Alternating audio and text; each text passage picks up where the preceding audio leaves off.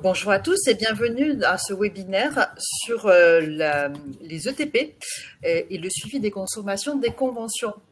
Donc aujourd'hui, vous êtes des structures, vous êtes des DETS, des DRETS, des conseils départementaux et on va vous présenter un nouvel outil qui vous permet de suivre les ETP des structures d'insertion.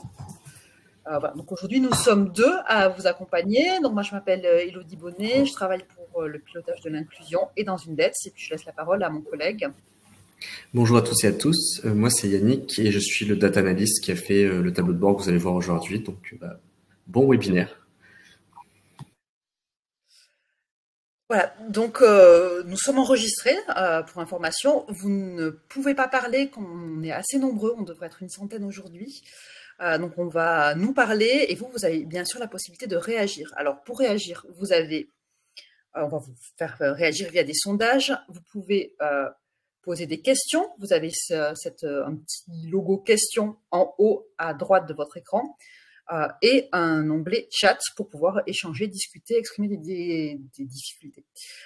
Donc, si vous avez des questions que vous souhaitez qu'on puisse traiter à l'oral, vous pouvez les poser dans l'onglet questions plutôt que sur le chat. On risque de les rater si vous les posez dans le chat. Donc, vraiment, posez dans l'onglet questions et soit on y répondra par écrit pendant l'échange, soit on échangera ensuite ensemble à l'oral. Évidemment, vous êtes tout à fait les bienvenus pour réagir. Vous avez des petits logos pour pouvoir vous exprimer, non pas avec des mots, mais avec des gestes. Mais voilà, vous avez des pouces, des cœurs, vous pouvez éclater de rire. Vous pouvez pleurer aussi si les ETP vous rendent malheureux, donc n'hésitez pas à vous exprimer. Et en cas de besoin, si vous avez des problèmes de son ou d'image, en bas à gauche de votre écran, il y a un petit pictogramme aide qui peut vous aider à résoudre le problème. Donc commencez par ça et si jamais il y a des difficultés qui subsistent, Yannick essaiera de vous aider au mieux. Donc aujourd'hui, au programme, en attendant que les dernières personnes arrivent, on va vous présenter le programme. On va d'abord vous présenter qui on est, qu'est-ce que le pilotage de l'inclusion en 5 petites minutes. Puis on va vous présenter le tableau de bord, les notions clés, et ensuite vous aider à la prise en main du tableau de bord à partir de 2 cas d'usage, donc 2 questions, 2 cas d'utilité et de questions à laquelle vous pouvez répondre avec ce tableau de bord. À la fin de chaque partie, on aura un temps de questions-réponses, d'où l'intérêt de poser des questions dans le chat. Voilà, vous pourrez regarder l'événement en replay, vous aurez un lien pour le reconsulter. Et puis un autre événement est organisé dans un mois. Donc n'hésitez pas, vous pouvez en faire la publicité à vos collègues si vous trouvez que ça vous a été utile. À l'issue de ces 2 webinaires, on organisera une session, si nécessaire, de questions-réponses pour un usage avancé. On vous recontactera à ce niveau-là. Bon, sachez qu'aujourd'hui, vous êtes relocalisé sur 3 régions. Vous êtes en Bretagne, vous êtes en Nouvelle-Aquitaine, vous êtes en Occitanie. On teste le tableau de bord ETP sur ces 3 territoires-là. Donc, s'il y a des retours à faire, n'hésitez pas à nous les faire. On peut faire des petites améliorations pour le rendre plus lisible, plus ergonomique, plus compréhensible ou plus pertinent avant de le déployer au reste de la France. Aujourd'hui, on est sur 3 régions, donc un déploiement assez large, mais qui ne couvre pas encore tout à fait toute la France. Donc, on est à votre écoute vraiment tout au long de l'échange.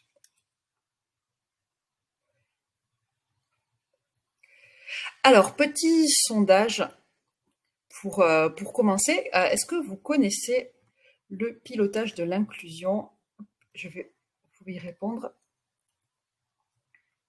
Alors, je crois voilà, si vous allez dans sondage, on va vous permettre de répondre au sondage. Et sinon, vous pouvez répondre avec des lettres dans le chat.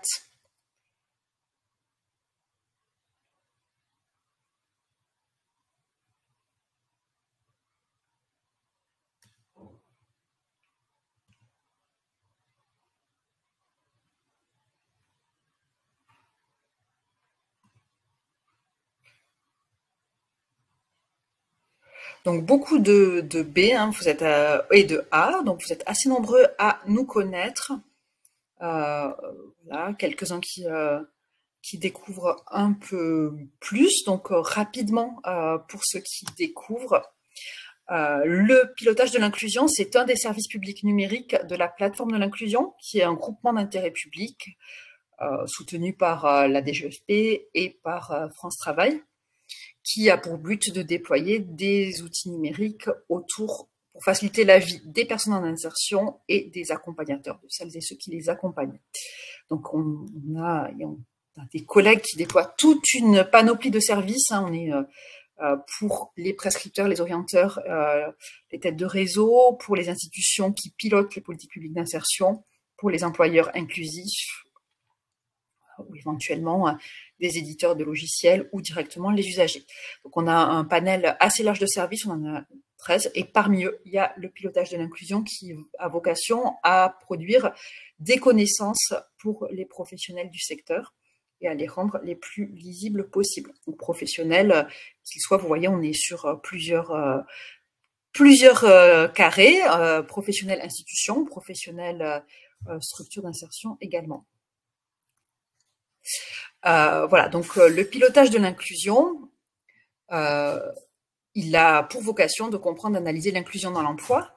On va récupérer des données qui viennent des emplois de l'inclusion ou qui viennent de l'ASP, et puis ensuite construire des tableaux de bord avec les utilisateurs, donc en se basant au maximum sur leurs besoins, sur leurs retours, et le déployer progressivement en adaptant chaque fois l'outil. Donc sur le webinaire auquel vous participez aujourd'hui, il participe complètement de cette dynamique.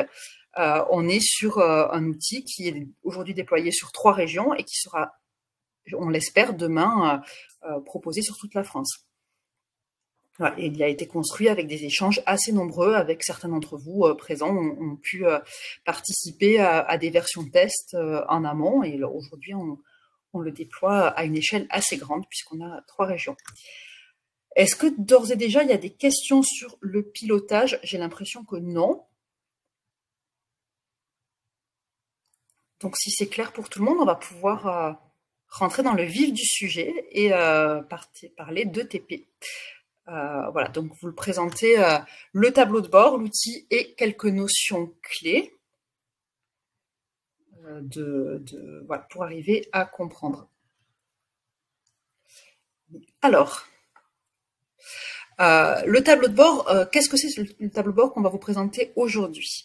L'enjeu, l'objectif, c'était d'avoir un objet qui soit commun aux structures d'insertion et aux financeurs, que ce soit au niveau national, régional ou au niveau départemental, mais que voilà, tous les financeurs et les structures de l'insertion aient les mêmes données qui soient présentées de la même manière pour faciliter les échanges autour de la question assez cruciale des ETP, du conventionnement, et pour leur permettre de suivre tout au long de l'année la consommation d'ETP structure par structure, pour pouvoir mieux piloter l'enveloppe, pour pouvoir repérer les difficultés vécues par les structures et pour pouvoir dialoguer sereinement sur ce sujet qui est un sujet délicat et compliqué pour tous les acteurs, qui peut cristalliser un peu de stress, de tension à certains moments. Donc notre envie, c'était d'avoir un outil qui soit présenté pareil. Aujourd'hui, vous avez déjà des outils pour suivre ça. Vous êtes très nombreux à avoir des tableaux de bord internes que vous remplissez manuellement à partir de données de l'ASP. Mais comme chacun a son outil qui a présenté avec ses propres outils, avec sa propre sensibilité, ça peut être compliqué d'échanger à plusieurs parce que la présentation n'est pas la même et que donc on peut être assez perdu quand on dialogue et que l'un et l'autre n'ont pas tout à fait un outil conçu pareil. Côté structure, vous avez des données sur vos états mensuels. Donc, chaque mois, vous pouvez voir quelle est votre consommation, mais vous n'avez pas trop d'outils pour pouvoir suivre. En tout cas, l'ASP ne vous propose pas un outil pour savoir où vous en êtes dans votre consommation précisément. Et donc, voilà, ça nécessite des calculs de votre part et il peut y avoir différentes approches dans le calcul. Donc, on a travaillé évidemment ça avec la DGFP, l'ASP, avec des structures, avec des dettes. On a voulu proposer un outil qui soit lisible parce qu'il soit partagé par tous et présenté de la même manière pour tous les acteurs. Alors, d'abord, un petit point théorique parce que dans notre tableau de bord, il y a 2 notions. Et quand on présente l'outil, on nous dit très fréquemment, Mais pourquoi vous avez un onglet ETP mensuel, ETP annuel? Ce serait tellement plus simple si vous choisissiez un des deux et que vous ne présentiez qu'un des deux. Sauf qu'on ne peut pas, et on va vous expliquer pourquoi. Les ETP mensuels, c'est la donnée que vous allez voir sur votre index financière. Une structure, elle est conventionnée pour 12 ETP. Par exemple. Et donc, c'est là-dessus qu'elle va être financée. Elle sera financée au maximum pour 12 fois le montant de l'aide au poste qui correspond à son type de SIAE. L'ETP annuel, c'est une donnée qui est nécessaire pour le suivi financier dès lors qu'il y a des structures qui ne sont pas conventionnées sur 12 mois. Alors, du point de vue de la structure, ça va surtout avoir de l'importance au moment de sa création et au moment de sa disparition. Donc, c'est quelque chose que vous n'avez pas à voir tellement au quotidien. Si c'est dans ce cas particulier, mais on est bien obligé de le présenter parce que il y a des structures qui naissent, il y a des structures qui disparaissent, donc ça peut être quand même un enjeu important. Et puis pour le financeur, c'est évidemment important parce que sur une région ou même sur un département, il est assez fréquent qu'il y ait une ou plusieurs structures qui ne soient pas présentes dans le conventionnement toute l'année. Donc on a obligatoirement la nécessité de présenter ces deux données-là. On peut se dire, voilà, si vous êtes sur une SIAE lambda qui a une activité continue, vous pouvez peut-être vous concentrer prioritairement sur l'onglet ETP mensuel. L'ETP annuel, il a une importance beaucoup plus forte si vous êtes sur une phase de création ou de fermeture d'activité. Alors, voilà. Exemple très concret, là, si on a une structure qui est conventionnée en cours d'année. Donc là, on vous donne une entreprise d'insertion, elle est conventionnée de mars à décembre pour 28 ETP. Donc elle va être conventionnée sur 10 mois. 10, c'est le chiffre qui va être figuré sur son annexe financière. Elle va signer un document qui dit que vous êtes conventionné sur 10 ETP. En fait, cette structure-là, pardon, 28, ça va être ce qui figure sur son annexe financière. Et on va le dire 28 ETP du 1er mars au 31 décembre. Elle aura ces notions-là. Donc, elle va avoir 28 ETP sur l'annexe financière. Sur ses états mensuels, elle va remplir chaque mois le nombre de TP mensuels qui sont remplis. Et l'effectif mensuel réalisé moyen sera la moyenne de ces états mensuels sur la période pendant laquelle elle a été conventionnée. Donc ici, à fin août, on sera à 17,17 ETP. Dans ce cas-là, on ne prend pas en compte les mois qui ne sont pas conventionnés et on ne prend pas non plus en compte les mois qui n'ont pas été déclarés. Si j'ai une structure qui a déclaré le mois de septembre et qui, elle, n'est pas à 17,17 ETP mais à 20 ETP, je peux comparer, ça a du sens de comparer la réalisation mensuelle moyenne des deux structures. Ce sera un peu moins fin parce que peut-être que ma structure ici, elle est à 30 ETP en septembre ou peut-être à 5, mais c'est pas complètement faux de comparer les deux notions. Donc le TP, voilà, le TP mensuel, ça sert à estimer le rythme de consommation de la structure. C'est la moyenne des effectifs mensuels moyens sur la période conventionnée et sur les données qui sont connues. Alors, petit quiz dans la rubrique sondage, en espérant que ça fonctionne. Donc, si j'ai une structure, alors, publier le sondage. Voilà. Donc, si une structure d'insertion est conventionnée à compter du 1er juillet et que son annexe financière indique 12 ETP, est-ce que ça signifie qu'elle peut embaucher 24 personnes à temps plein jusqu'à la fin de l'année? Est-ce que ça signifie qu'elle peut embaucher 12 personnes à temps plein jusqu'à la fin de l'année? Est-ce que ça signifie qu'elle percevra au maximum 6 fois le montant de l'aide au poste? Ou qu'elle percevra au maximum 12 fois le montant de l'aide au poste? Voilà, vous pouvez répondre une ou plusieurs réponses.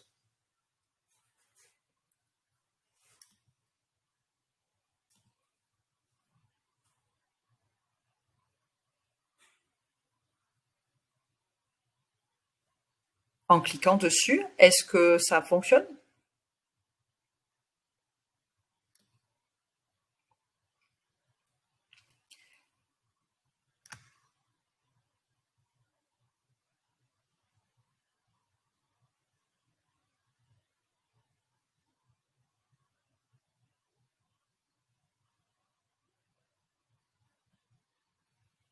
Alors, on se donne encore quelques secondes pour voter.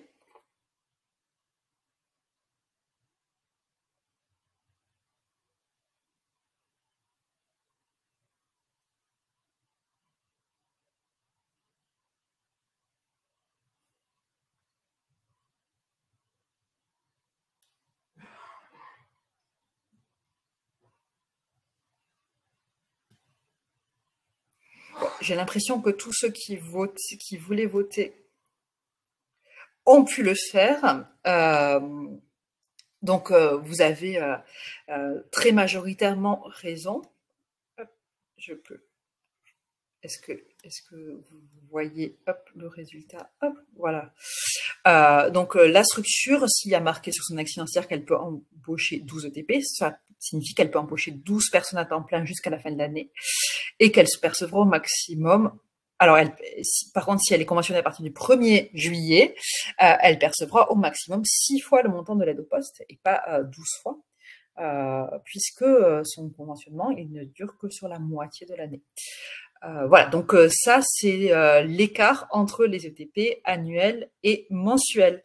Voilà, elle peut embaucher évidemment 24 personnes à temps plein jusqu'à la fin de l'année, c'est son droit, mais elle n'aura pas de financement pour 12 d'entre eux.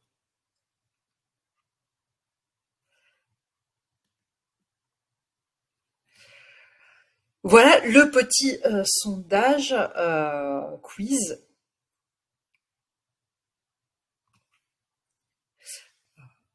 Donc voilà, ETP, les ETP qui figurent sur l'annexe financière, c'est le conventionnement que peut avoir la structure sur un mois. Et par contre, si elle est conventionnée que sur la moitié de l'année, elle ne percevra que la moitié de cette somme-là. Est-ce que c'est à peu près clair pour vous? Peut-être envoyer des pouces levés si ça vous convient. Et puis s'il y a des gens qui sont en détresse, vous envoyez un pouce vers le bas, vous avez tout à fait le droit et on reprend le raisonnement. Ou vous pouvez poser des questions dans le chat. Voilà, n'hésitez pas hein, dans la question. Voilà, vous pouvez tout à fait exprimer un besoin de précision s'il y a besoin. Voilà, c'est des notions qui sont pas très simples à comprendre, mais qui sont assez importantes pour arriver à saisir votre outil. Alors, l'essentiel pour prendre en main votre nouvel outil, vous êtes sur un tableau de bord privé, vous allez chacun voir la consommation de votre structure et uniquement la consommation de votre structure. Pour cela, vous allez vous connecter sur le même page que sur les emplois, en rentrant votre email et votre mot de passe pour accéder à votre espace et à vos données. Et par exemple, envoyer une structure, tout en haut, on peut suivre les effectifs annuels et mensuels en ETP de ma structure. C'est ici que figure son tableau de bord. Donc, c'est le même espace que pour les emplois de l'inclusion, sur lesquels vous allez pour recruter une structure ou côté financeur pour consulter des stats ou réaliser le contrôle a posteriori. Et ça voilà, c'est là-dessus. Vous allez tomber sur plusieurs onglets, dont un onglet statistique qui vous permettra de pouvoir consulter les tableaux de bord privés. Côté pilotage, nous avons à la fois des tableaux de bord privés qui vont donner des informations sur votre structure ou sur votre territoire si vous êtes un institutionnel, et des tableaux de bord publics qui sont accessibles à toute personne qui s'intéresse au sujet. Voilà. Il existe un tableau de bord public sur le conventionnement et la consommation des ETP, mais il ne donnera pas le nom des structures. On va simplement dire que sur tel département ou telle région, il y a X ETP conventionnés et consommés pour telle catégorie de structure. Vous avez la chance voilà, de pouvoir voir des données nominatives puisque vous êtes directement concerné par le sujet. Voilà, donc là, vous pouvez vous connecter à cet espace privé. C'est là que vous trouverez votre tableau de bord. Alors, peut-être que c'est pas le moment idéal pour y aller aujourd'hui parce que vous aurez du mal à suivre et vos données et le suivi du tableau de bord. C'est mieux d'y aller ensemble. Mais en tout cas, voilà, n'hésitez pas, dès qu'on a fini la visio ou en parallèle, si vous arrivez à faire les deux, à faire deux choses à la fois, vous pouvez aller regarder ces données. Alors, sur tous les tableaux de bord, vous allez repérer, on est à peu près, tous les tableaux de bord sont bâtis ainsi, vous allez avoir des filtres qui vous permettent d'affiner vos données et de naviguer entre les onglets thématiques. Alors, petite surprise en arrivant, votre structure, on va vous donner une dénomination structure, vous allez voir Environ de Lyon. C'est pour une raison purement technique, on était obligé de filtrer sur une structure au hasard. Yannick, voilà, c'est pourquoi, je n'ai pas tout à fait compris pourquoi, mais techniquement, on était obligé de sélectionner une structure. On en a pris une au hasard et on a pris celle-ci, mais évidemment, là, vous pouvez cliquer sur la vôtre ou si vous êtes un financeur, sur la structure avec laquelle vous voulez avoir un échange. Donc voilà. Et si vous êtes une structure qui a plusieurs, qui porte à la fois un AI, un ACI, ça existe aussi. Vous pouvez sur l'onglet la type de structure pouvoir, sur le filtre type de structure, choisir de regarder l'ACI ou de regarder l'AI pour avoir une vision juste, puisque vous avez deux conventionnements. Voilà. Idem, si vous êtes à cheval sur 2 départements, vous pouvez filtrer par département. Donc, l'important étant de choisir évidemment la bonne année, parce que si vous regardez les données de l'année dernière, évidemment, ça n'a pas trop de sens, d'être sur la bonne structure si vous en avez plusieurs, et ou le bon type de structure. Puis de cliquer sur filtrer pour pouvoir voir les données. Et ensuite, votre tableau de bord, il est constitué de plusieurs onglets. Donc, vous voyez effectif mensuel, détail de la consommation mensuelle, effectif annuel, détail de la consommation annuelle en BTP. Donc, vous avez dans ce tableau-là plusieurs onglets et toujours un premier onglet qui va vous donner les grandes définitions, vous rappeler les concepts. Vous avez même accès à un petit guide qui reprend les concepts qu'on a vus aujourd'hui et qui vous permet donc d'avoir une sorte d'aide-mémoire, une sorte de mode d'emploi du tableau de bord qui vous permet de vous y repérer si vous devez y revenir et que vous avez un petit peu oublié ce qu'on a échangé aujourd'hui. Voilà. Donc, effectivement, pour se connecter, on passe bien par la plateforme de l'inclusion. Et en tant que DETSPP, vous pouvez vous y connecter également par les emplois de l'inclusion. Normalement, vous avez un espace. C'est le même espace que pour faire le contrôle a posteriori.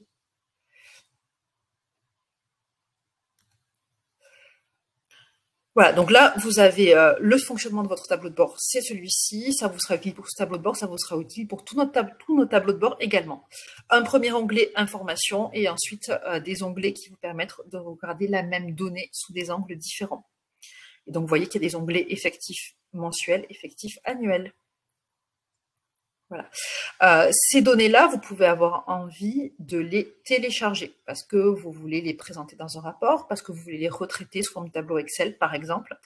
Dans ce cas-là, sur vos tableaux, sur les graphiques, sur les indicateurs, vous pouvez cliquer en haut à droite, il y a 3 petits points. Et en passant votre souris sur le graphique, les 3 petits points qui s'affichent en haut à droite, voilà. Vous avez 3 petits points, vous cliquez dessus et vous allez pouvoir télécharger les résultats sous format, par exemple, Excel ou sous format image, si vous voulez intégrer dans un rapport pour pouvoir retraité les données. C'est le cas sur ce tableau de bord, c'est également le cas sur tous vos tableaux de bord. Voilà, donc ça peut être très utile sur certains tableaux de bord pour réaliser un rapport, sur celui-ci éventuellement pour retraiter vos données, pour faire une calcul de moyenne, pour faire une simulation. Voilà, à vous de voir ce que vous voulez en faire, mais vous pouvez tout à fait récupérer ces données-là sans avoir à les ressaisir manuellement. Donc, est-ce qu'il y a des questions particulières? Alors, il y avait des problèmes d'accès au site des emplois. Est-ce que vous aurez le support de l'échange? Vous aurez évidemment le replay, donc ce qui est peut-être mieux que le support. Et puis si vous avez une envie d'avoir le support, envoyez-nous un petit mail, on vous l'envoie sans problème en PDF, s'il n'y a pas de souci, si ça vous apporte quelque chose, si ça vous est utile. Donc voilà, ça c'était la prise en main très pratico-pratique de l'outil. Et on peut voir, on va maintenant rentrer dans le vif du sujet et avoir une démonstration de la prise en main du tableau de bord à partir de 2 cas d'usage, donc 2 situations très concrètes de votre vie, de la vie d'un financeur ou de la vie d'une structure que vous pouvez rencontrer.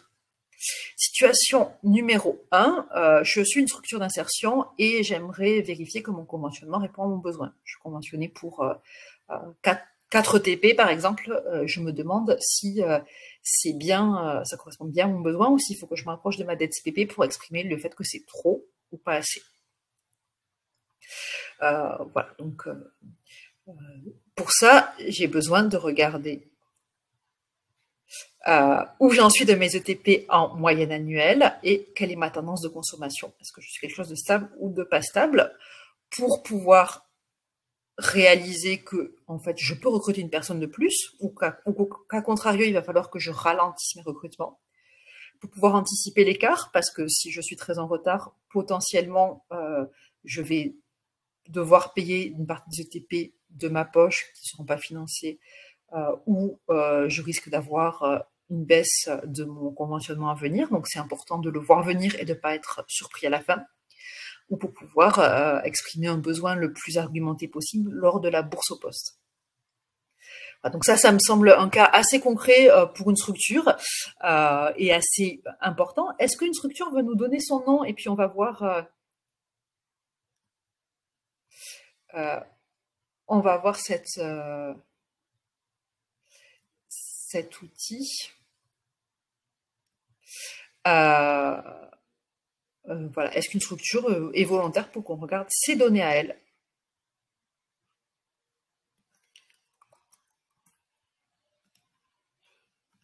Et qu'on fasse le raisonnement ensemble. Alors, Oxygène, si vous voulez, Alors, Emmaüs Rennes, ben, voilà, hop, on va pouvoir regarder Emmaüs Rennes. Par exemple, alors, je vais me déconnecter et me reconnecter pour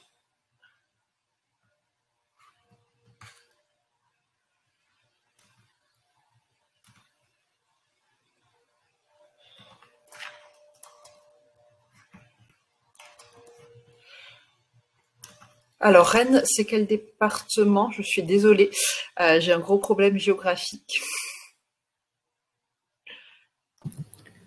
C'est le 35. C'est le 35, merci beaucoup, toutes mes excuses. C'était effectivement...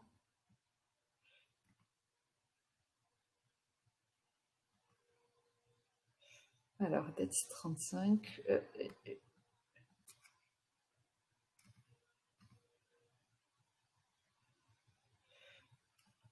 Alors, je suis dans le 35, je vais aller dans les stats.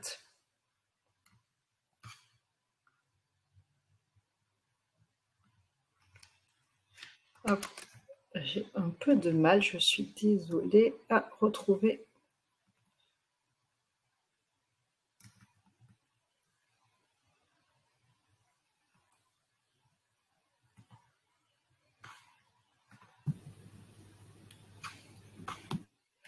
Bon, à détourner. Tu veux que je partage ton écran, Elodie? Je veux bien que tu partages ton écran, ouais. Hop, alors j'y vais sur Emmaüs 35. On va passer par les emplois de l'inclusion. On va montrer directement le tableau de bord, ce sera plus simple. On peut partager l'écran. Hop.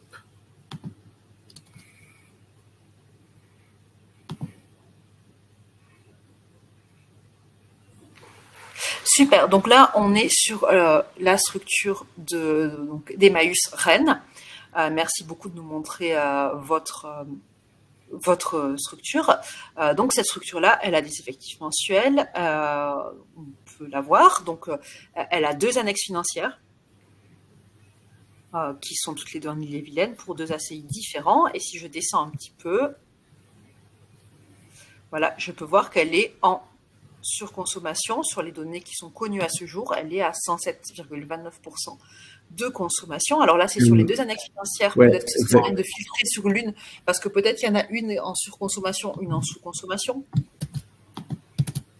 Voilà, hop, on va regarder. Donc là, vous voyez, il y a intérêt, si vous avez 2 annexes financières, à filtrer sur où vous en êtes.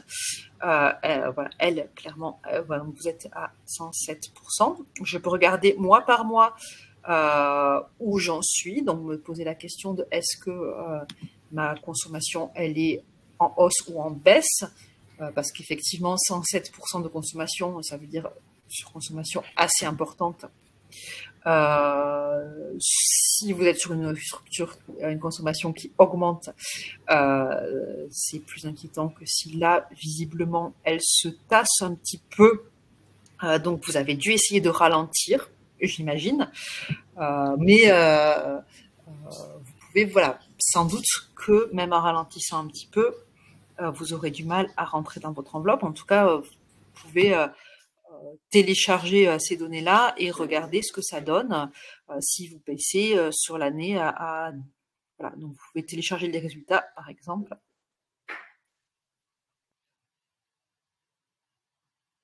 Voilà, et vous demandez si, par exemple, vous faites les derniers mois de l'année à 17 TP, par exemple, parce que vous ne remplacez pas les gens qui partent, est-ce que vous rentrez ou pas dans l'enveloppe des 100%? Ça peut être une façon de faire la simulation. Et évidemment, vous pouvez travailler sur cette question-là, échanger avec votre dette en expliquant que vous êtes au-dessus et que ce n'est pas purement conjoncturel, mais que vous êtes au-dessus à peu près tous les mois de l'année. Voilà, donc ça, c'est tout simplement un outil. Donc, vous pouvez récupérer votre graphique, vous pouvez le montrer. La dette voit exactement la même chose que vous. Donc, c'est aussi important. Si vous avez un échange en visio ou par téléphone avec elle, vous pouvez lui dire allez voir mon graphique et vous avez la même chose sous les yeux, ce qui peut être facilitant pour échanger. Voilà. Et vous pouvez éventuellement aussi, vous voyez là où on est sur 2024, regardez si en 2023 ça change quelque chose, parce que, alors, je ne sais pas quelle est votre activité, mais certaines structures peuvent avoir une activité très saisonnière. Donc, si par exemple, voilà, si votre dette vous dit ah oui, mais l'an dernier vous étiez au-dessus, puis en fait en septembre, octobre, vous étiez très en dessous, donc peut-être que ça va, peut-être que c'est lié à votre activité saisonnière qui fait qu'en octobre et novembre, on n'a jamais beaucoup d'activité. Donc, dans le calcul du besoin, ce n'est pas, voilà, peut-être que votre besoin est moins important que ça parce que chaque année, vous avez un trou sur octobre-novembre. En tout cas, ça permet d'apprécier les choses et de pouvoir en discuter. En disant non, en fait, l'an dernier, c'est parce que nous avions eu des problèmes de travaux, par exemple, qui avaient ralenti notre activité sur cette période-là, mais c'est pas saisonnier, on fait pas des travaux tous les ans. Mais voilà, ça permet d'avoir un échange en pouvant comparer aussi avec l'année suivante. Certaines activités ou certaines des structures peuvent avoir une activité très saisonnière.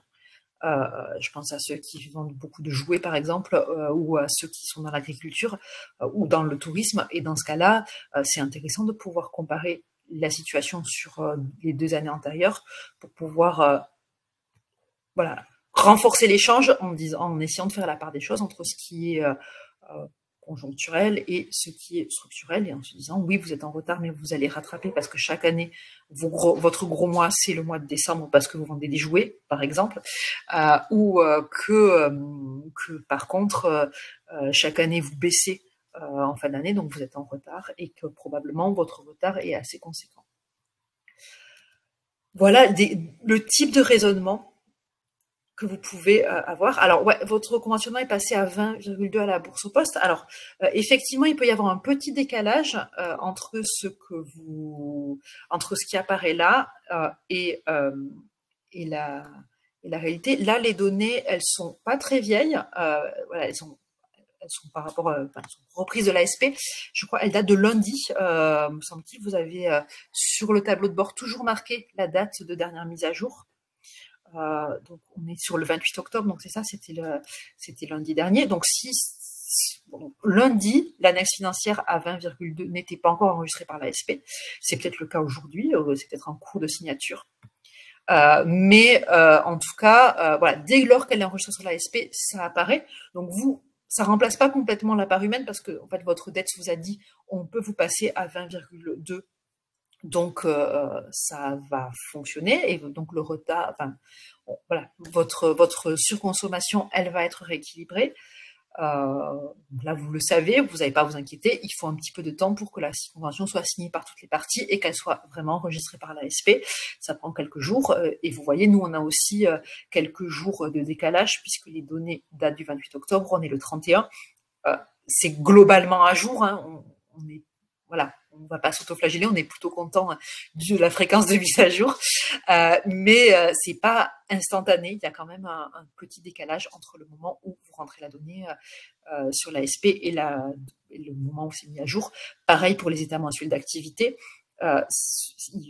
Voilà, on a les états mensuels d'activité qui étaient validés au 28 octobre. S'ils ont été validés sur l'ASP hier, ils n'y figurent pas. Mais on essaie d'être le plus à jour possible. Donc voilà, donc vous avez vos données mensuelles, vous pouvez travailler dessus, ça vous permet de voir si vous pouvez recruter, s'il vous faut ralentir, s'il vous faut alerter, voilà, avec votre DETS. Voilà. Donc effectivement, sur votre tableau de bord, à vous, il apparaît simplement vos deux structures. Puisque chaque structure ne voit que ses structures et les DETS et les conseils départementaux voient les structures de leur territoire. La DRETS voit les structures de sa région et la DGEFP voit toutes les structures au niveau national. L'enjeu est que chacun voit les sujets sur lesquels il a à agir et ne voit pas les sujets du voisin puisque voilà, vous n'avez pas forcément envie de pouvoir partager toute l'évolution de vos ETP à tout le monde. Donc là, vous ne voyez que ce qui vous concerne, vous. Et si vous voulez avoir une idée de la consommation sur votre territoire, vous pouvez aller voir le tableau de bord public, mais là, vous n'aurez pas d'informations nominatives. On est sur quelque chose d'un peu moins fin.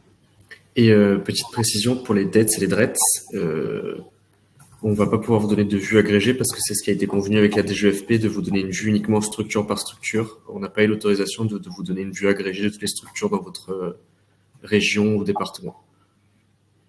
Donc, vous pouvez voir une structure pour avoir un échange avec une structure, mais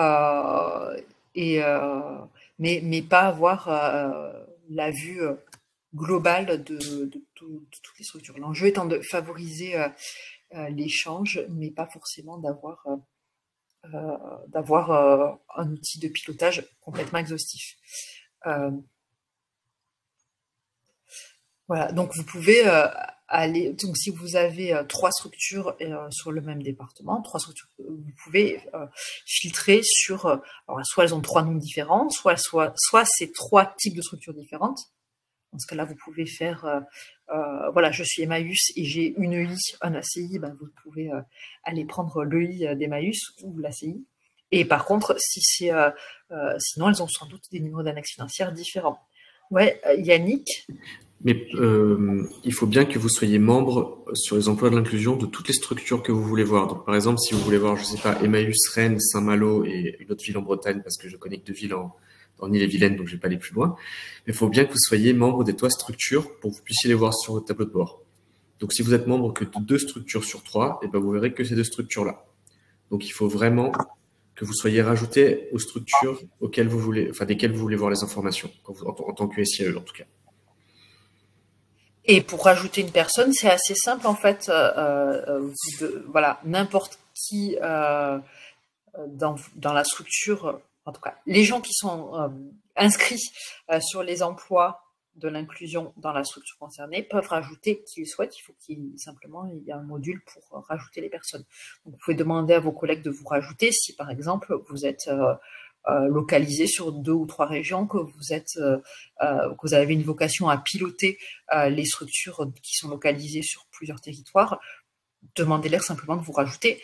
Pareil pour les collègues de DETS PP, si vous avez voilà. Vous pouvez demander à vos collègues qui sont sur les emplois de vous rajouter. Ils peuvent le faire eux-mêmes. Il n'y a pas, enfin, l'habilitation, elle est directe. Hein, vous allez simplement, ils vont rentrer votre nom, votre prénom, un mail, et ça vous permettra de vous connecter et d'accéder aux données. Donc, n'hésitez pas s'il y a des, voilà, s'il y a des structures ou que vous pilotez, mais dont vous n'êtes pas membre, c'est assez simple de le faire. Et pareil, si vous êtes dans un département ou dans une dette et que vous n'avez pas accès aux emplois, demandez à vos collègues de vous rajouter. Ils ont simplement rentré votre mail et ils pourront le faire. Et à noter que si vous avez des structures qui sont en dehors des régions de l'expérimentation, vous ne pourrez pas les voir pour l'instant. Ça sera sûrement quand le tableau de bord sera déployé au niveau national. Donc, si vous êtes, si vous avez des structures, par exemple, je sais pas, dans le Rhône, vous n'allez pas les voir actuellement. Il faut attendre que, pour l'instant, vous pouvez voir uniquement les structures qui sont en Bretagne et en Occitanie. Donc, il faut attendre le déploiement national. Et en Nouvelle-Aquitaine. Et en Nouvelle-Aquitaine. Oui, effectivement, aujourd'hui, on cible sur quelques territoires.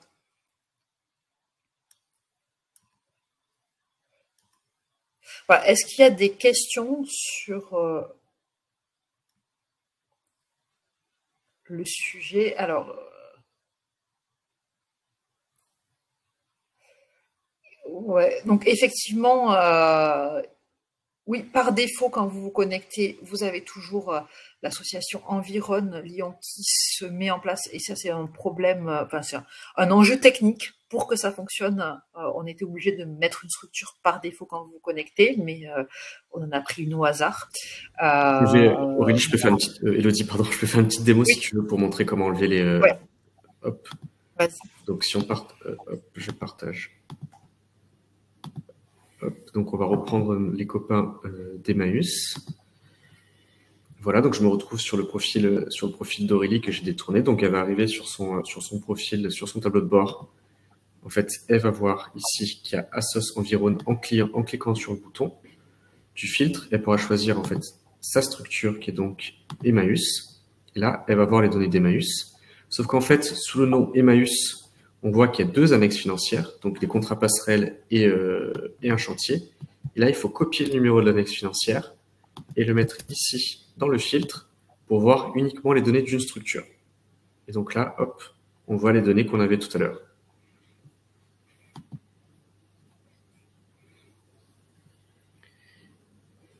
Et donc, vous devrez pouvoir ça pour chaque SIAE et Dretz peut faire ça. Et voilà. Donc, hop, j'arrête le partage et je laisse la main à Elodie. Super, on va peut-être passer au cas d'usage suivant, sauf s'il y a des questions. Ouais, il y a des gens qui ont des problèmes de connexion, on va les régler, c'est important, mais... Oui, il y a une migration ProConnect qui a eu lieu, d'inclusion Connect à ProConnect, donc c'est normal qu'il y ait des petits soucis qui sont en ce moment. Il y a une migration qui est en train d'être faite, mais ça va bientôt être finalisé. Et puis après, donc cas d'usage 2, plutôt en cas d'usage financeur, j'ai envie de repérer les structures qui sont en sur- et sous-consommation. Désolé pour le S à structure. Donc pour ça, j'ai envie de repérer les structures qui ont des besoins et celles qui ne consommeront pas toute leur enveloppe. Ça, c'est le cas classique de la bourse au poste. Voilà. Et donc pour ça, il va falloir que je regarde la consommation en ETP mensuel. Il va falloir que je regarde aussi si j'ai des structures qui sont conventionnées sur moins de 12 mois, l'impact sur mon budget, parce qu'en fait, si elles sont conventionnées pour 12 ETP, mais que pour 6 mois, elles ne pèsent que pour 6 ETP dans mon budget. Donc ça peut-être que ça peut me donner une petite marge financière que j'avais ratée. Et bien sûr, je vais me baser sur des choses que je ne vois pas dans le tableau de bord, qui sont les informations de terrain, l'échange que j'ai avec mes structures, la connaissance que j'ai, voilà. Donc, on n'est évidemment pas sur un outil qui remplace la connaissance de la réalité, mais sur un outil qui permet de conforter ce qui peut être dit par les SIAE. Et le but, c'est d'ajuster le niveau de conventionnement et de donner des arguments pour pouvoir expliquer les décisions aux acteurs concernés, que ce soit les structures à qui on va accorder une hausse ou une baisse, être en capacité de leur expliquer pourquoi est-ce qu'on pense qu'elles ne consommeront pas tout, et pourquoi, à contrario, on leur accorde des ETP. En général, ça s'explique assez facilement, il n'y a pas trop de débat. Et puis, ça peut permettre aussi d'avoir des arguments pour discuter avec la DRETS, dans le cas voilà, dans le cas de l'IAE, ou avec ou tout simplement avec avec la DGEFP dans le cadre d'une DRETS. Donc l'enjeu est de pouvoir échanger et pouvoir repérer les structures qui vont être en sous-consommation et surconsommation. Et là, si je vais je vais aller sur mon espace de mon département, puisque je travaille aussi dans une DETS.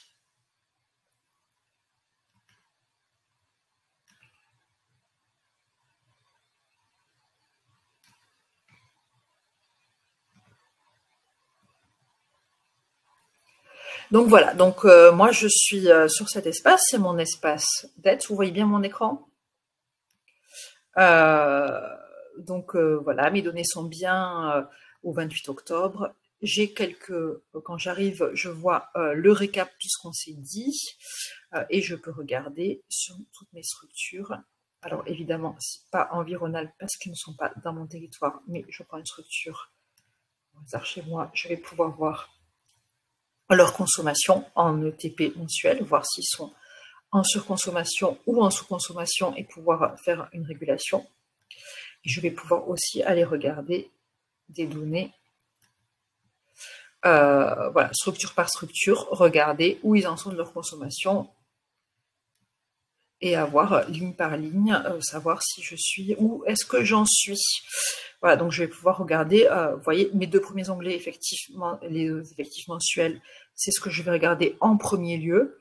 Je vais quand même être attentive à la dimension effectif annuel parce que j'ai une structure qui a fermé en cours d'année et que donc elle est conventionnée pour un nombre de TP mensuel très différent de ce qu'elle compte. Vous voyez, elle va être elle a consommé 0,11 ETP sur un mois, alors que sur ce mois-là, elle avait déclaré qu'elle faisait, si je la regarde, la même structure en mensuel, elle était à 1,36 ETP. Donc une donnée très sensiblement supérieure à ce qui, voilà, au 0,07 qu'opèse son effectif mensuel. Donc je vais pouvoir regarder ces données et pouvoir repérer structure par structure lesquelles me semblent en surconsommation, lesquelles me semblent en sous-consommation. Je peux aussi regarder sur leur consommation, alors si je ne prends pas elle, mais si on prend n'importe laquelle d'entre elles, voilà, peu importe laquelle c'est, mais je vais pouvoir regarder où elle en est dans sa consommation, quelle est la dynamique de consommation, où est-ce qu'elle en est aussi dans ses déclarations, est-ce qu'il y a un retard, pouvoir repérer comment ça fonctionne, et je peux télécharger les résultats éventuellement sous Excel pour pouvoir regarder. Enfin, si je prends cette structure-là, elle est conventionnée, je peux regarder que sur le début d'année, elle était sur une forte sous-consommation qui se régule en fin d'année et me demander où est-ce qu'on en est, est-ce qu'en moyenne annuelle, on est bon ou pas. Elle est à 94%, mais vu sa dynamique de consommation qui remonte beaucoup, sans doute qu'elle va les atteindre. Je peux, si je veux faire un calcul assez simple, me dire, bon, si elle est au rythme actuel jusqu'à la fin de l'année, là je rentre 16,4, voilà, sur tous les mois manquants, et me demander si elle est sur cette dynamique-là, est-ce qu'elle va réaliser tous ses ETP? Je pense que c'est le cas. Donc voilà, c'est une façon un peu, voilà, si elle réalise 16,4 jusqu'à la fin de l'année, elle réalisera 12,57 en moyenne annuelle. Donc, elle sera sur un taux de sur une consommation qui est cohérente avec son conventionnement. Alors, donc je peux comme ça estimer sur une structure la réalité de son besoin, croiser ce qu'elle m'a dit avec ce que moi je peux constater et me dire que, quand elle me dit on pense qu'on arrivera à consommer toute notre enveloppe, c'est crédible ou ça ne l'est pas, et donc avoir un échange à ce niveau-là avec elle. Voilà un petit exemple de raisonnement que peut avoir un financeur, un DETS. C'est aussi ouvert au CD, puisque les conseils départementaux, suivant les territoires, peuvent avoir un financement d'une partie de l'aide au poste pour tout type de structure ou pour les ACI uniquement, mais on a ouvert ces données-là aux conseils départementaux également. Voilà, et c'est... Est-ce qu'il y a d'autres questions ou est-ce qu'il y a des...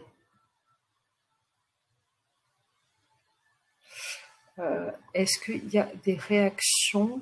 Ah oui.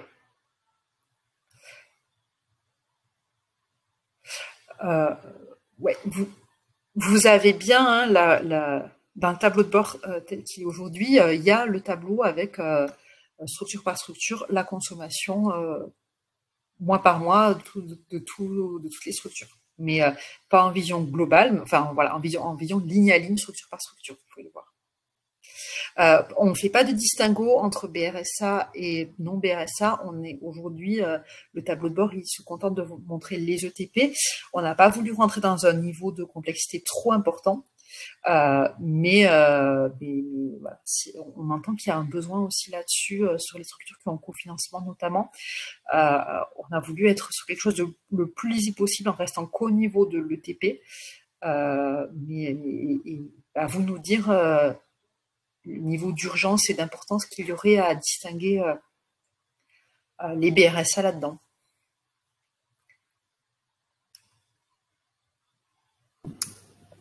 Et je rebondis sur la question de Chantal pour ensuite, est-ce qu'un jour on pourra avoir le nombre de TP BRSA? Oui, c'est quelque chose qui va arriver dans un futur plus ou moins proche.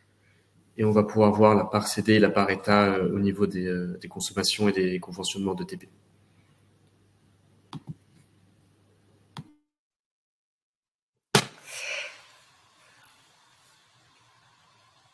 Ok, voilà, donc ça va, voilà, c'est des données qui devraient être disponibles, sachant que la participation du CD dépend pas juste du nombre de TP réalisés par les bénéficiaires du RSA, mais que c'est un calcul un petit peu complexe, mais il devrait arriver, on est en échange là-dessus. Alors, je vois qu'il y a des questions techniques, je vois, de difficultés d'accès. Voilà. N'oubliez pas, quand vous naviguez dans vos tableaux, il y en a qui disent qu'ils ne voient qu'un graphique, vous avez plusieurs onglets. Donc vous avez un onglet, effectivement, le premier onglet, on a voulu le rendre le plus simple et basique possible, avec juste les ETP consommés. Si vous allez sur les suivants, vous aurez des données un peu plus chiffrées. Et d'ailleurs, sur votre... si je télécharge les résultats, par exemple, j'ai bien, sur Excel, hein, même avec simplement mon graphique avec des barres, des chiffres qui apparaissent. Donc je vois bien, mois par mois, j'ai été conventionnée à 12, cette structure a été conventionnée à 12, et je vois bien, mois par mois, elle est à 9,25, elle est à 9,11, elle est à 10,95, etc. Donc je peux totalement regarder structure par structure et mois par mois les ETP en nombre de mois. Et c'est la même chose côté structure.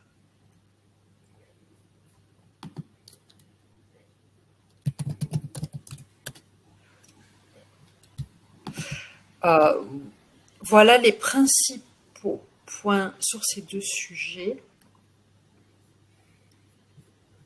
Voilà, donc prochaines étapes, voilà, vous pouvez aller voir votre tableau de bord et puis vous verrez dans la page information, dans la première page, il y a un lien qui vous permet d'accéder à un petit guide qui reprend les grandes idées de ce qu'on s'est dit aujourd'hui.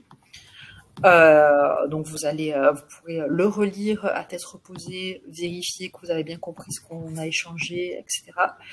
Et mardi 10 décembre à 14 h, on a prévu un webinaire de questions-réponses. Donc voilà, vous avez un bon mois, un mois et demi presque pour manipuler ce tableau, vous l'approprier, regarder comment ça marche, noter vos questions. Et l'enjeu, c'est de pouvoir revenir avec des questions d'usage, tout simplement, en pouvant dire j'essaie d'en faire ça, mais j'ai du mal, est-ce que je peux l'utiliser pour telle ou telle donnée, et de pouvoir avoir un échange un petit peu plus approfondi que cette simple première présentation qu'on a pu avoir aujourd'hui, mais qui était sans doute nécessaire pour vous permettre de vous approprier les données et de pouvoir aller plus loin et creuser et réfléchir au cas d'usage que vous pourriez résoudre avec ce tableau. Donc voilà, prochaine étape le 10 décembre. Il y a un autre webinaire qui est prévu fin novembre, qui était annoncé aussi dans le mail. Donc n'hésitez pas à en parler autour de vous, à vos collègues, si vous pensez que ça peut être utile. On est aussi disponible, si besoin, pour répondre à des questions. Donc sur tous les tableaux de bord, celui-ci comme les autres, vous avez un petit onglet qui apparaît dans une petite fenêtre pop-up qui vous demande si les données ont été utiles, si vous recommanderiez ce tableau à un collègue ou un partenaire. Voilà. Et puis, vous avez la possibilité de laisser des commentaires. Ça nous est extrêmement utile pour réaliser quels sont les tableaux de bord qui marchent et ceux qui ne marchent pas. On les compare entre eux et on se dit qu'il y en a qui sont très lisibles, très appréciés, d'autres qui le sont beaucoup moins. Donc, c'est pas du temps perdu, n'hésitez pas à répondre. Vous avez aussi la possibilité d'expliquer votre vote. N'hésitez pas à le faire. Et puis aussi à revenir vers nous. Donc, le pilotage de l'inclusion propose de la documentation sur le site pilotage. Vous avez des guides d'utilisation, vous avez des en question, vous pouvez regarder les replays des séminaires, enfin des webinaires, pardon. Donc n'hésitez pas à regarder là et ou à nous poser des questions si nécessaire. On vous aide via l'assistance, via des mails. On est tout à fait là pour vous accompagner dans la compréhension de ce tableau de bord ou d'autres tableaux de bord qui seraient sur le site de pilotage. Alors, petit sondage, on va vous lancer pour savoir à quel point vous avez été satisfait de l'outil.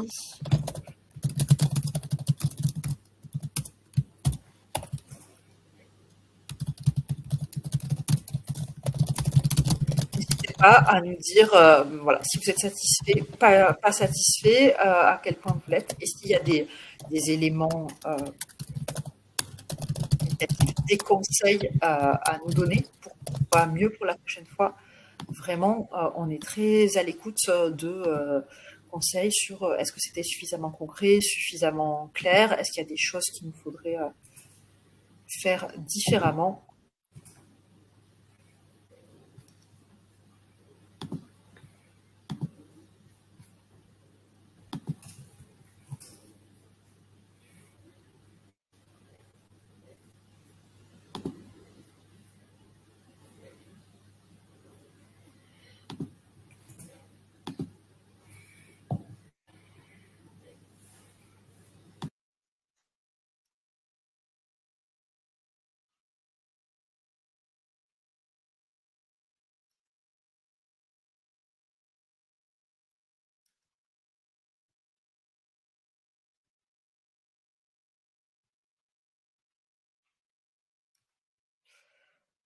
Super, en tout cas, merci pour vos retours. Je ne sais pas comment refermer ce sondage.